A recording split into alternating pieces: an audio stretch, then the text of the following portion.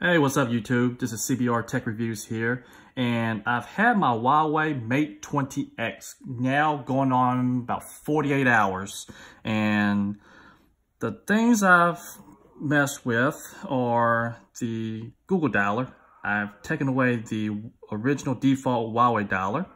I've changed the wallpaper and cleaned it up to my likings, which is pretty much taking all the Huawei junk off as much as I can to make it as much stock as possible.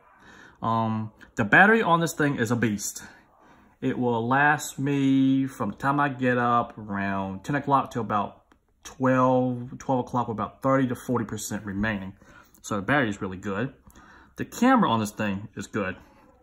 That's all I can say. It's very good. Let's see. I like to play games, so these are the 4 games I've downloaded so far. And the only thing I don't like about the gaming on here is the speakers. Let's see.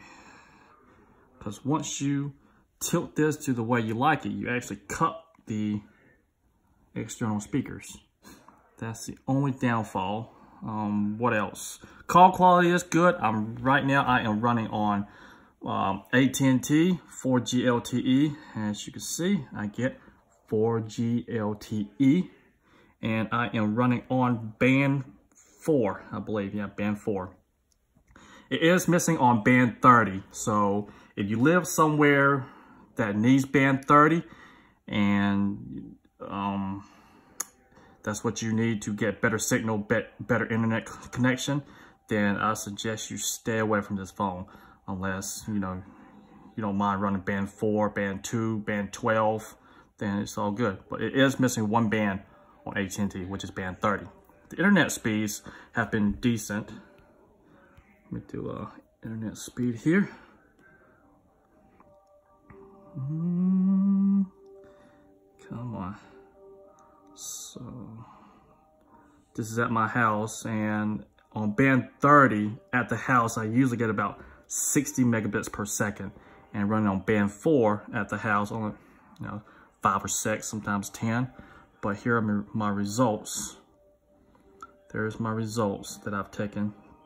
The highest one I've gotten was 43.7, and the lowest one I've gotten have been about 9. The Wi-Fi speeds on this have been good. I have a 200 megabits per second download speeds at the house, and I get pretty much all of it. So I'm gonna give you a Wi-Fi speed test. I know on the older Mate 9s, when I had issue with the Wi-Fi not putting out all the speed that it should be. So I have 200 down, and I'm getting a little bit over 200. So that has been good. And the upload speeds have been good as well. I'm supposed to get 10 upload speeds, and I get a little bit past 10. So no problem on that. Let's see, come on. So 11.9, 12, good enough. What else? Fluidity. This thing has been pretty fluent as far as day-to-day use. No, I haven't had a lot of hiccups, as you can see here. But one thing I did do, as I do with all my Android phones, is go into system developments. I will go into about phone. I will click the, let's see, the build number 8 times. It says you're already a developer. Once I do that, I go into the developer options, and the window animations I put to 1, transition animation scale I put to 1, and this animation duration scale I put to 0.5. I usually put this to 0.5 on all 3, but I've noticed on this phone, if I put it to 0.5 on all 3, it feels like it's a little janky, but since I did 1.5, it's been good. Call quality on this have been very good as well. The only thing I miss from the Google Pixel 3 is screen calling, or call screening, because I get a lot of spam calls. Everybody want to call me, sell me insurance for my car, want a trip to Honolulu or, you know, China, whatever. What have I also done was turn this high board off, because I usually like the Google Feed cards, but since this is the Hong Kong version, the Google Feed cards are not included in this model. You have to get the UK version, I believe, and I don't believe it's out yet. So instead of the swipe left to the Google Feeds, I got a big old calendar. So that's that. What else? The case that it came with in the box is decent. That's all I can say. Only decent. The reason I say it's only decent is because once you turn it over, I always hit the camera button instead of the finger. You gotta find your fingerprint scanner.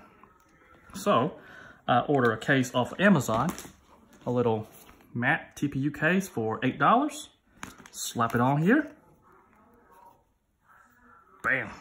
One time and I'm in. Let's see. Oh, airplane mode's on. Let's see. The Face ID on this have been good, very accurate, 100% most of the time. What else? Charging, the supercharger is fast. It charges it within a couple hours.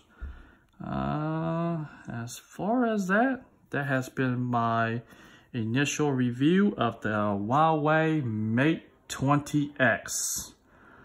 If you haven't subscribed to my channel, please do so. And if you have any questions, feel free to leave them in the comments. I am a new YouTuber, so whatever Q&A you need to ask me, feel free to do so. I will respond as soon as possible. Thank you, and I will see you on the next one.